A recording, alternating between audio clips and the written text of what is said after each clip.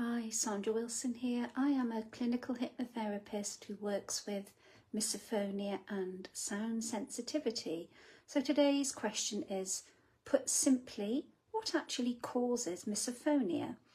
So misophonia happens when the brain learns to react in certain ways, often discussed rage or panic, to certain everyday sounds.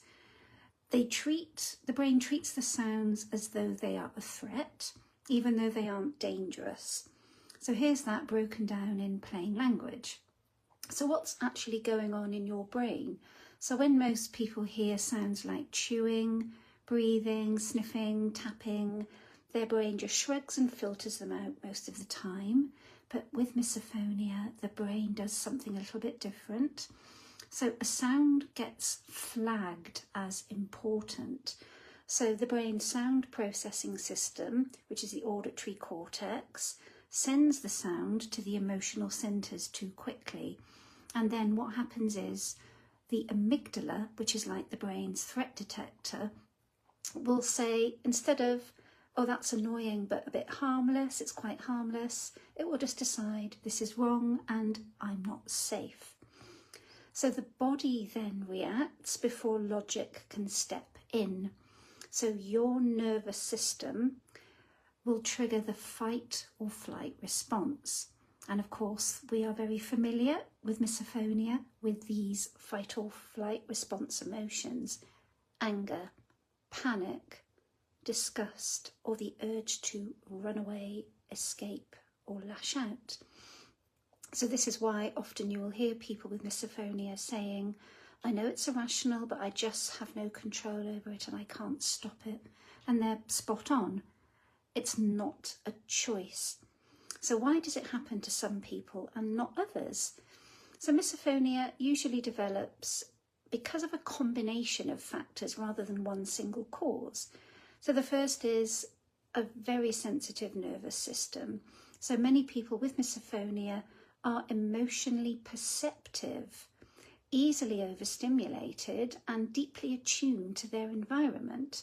And you'll often see an overlap with anxiety, especially long-term chronic anxiety, ADHD, trauma, or some other type of sensory sensitivity. Often some people with misophonia would be very sensitive to movement or smell, for example. Number 2, learning and conditioning.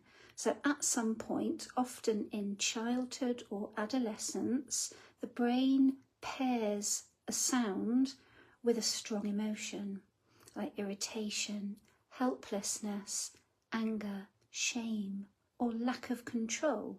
And once that link is formed, the brain will remember it.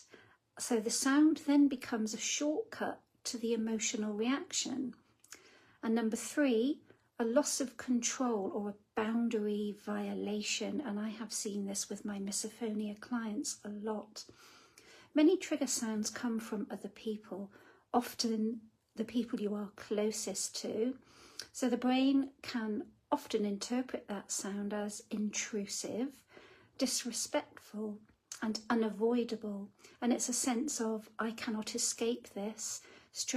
Really strengthens the reaction, and it is all the more frustrating and deeply upsetting when it comes from somebody you love dearly, like a parent or even your child can trigger you. And number 4, the brain gets really good at the wrong thing very quickly.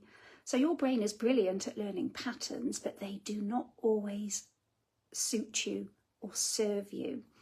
And the more the reaction happens, the faster it fires, the stronger it becomes, and it feels so impossible to control. And this is called a neural pathway reinforcement. And the brain doesn't do it because it wants to make your life a misery, incidentally. It does it for efficiency and safety. So what misophonia is not, it is not a hearing problem. It is not you being overdramatic. It is not a personality flaw, and it's not something you can just ignore at your will, because it's just not a conscious, logical problem. So there is some hope, of course. So because so much research does point toward many cases of misophonia being learned, that also means that it can be worked with and changed.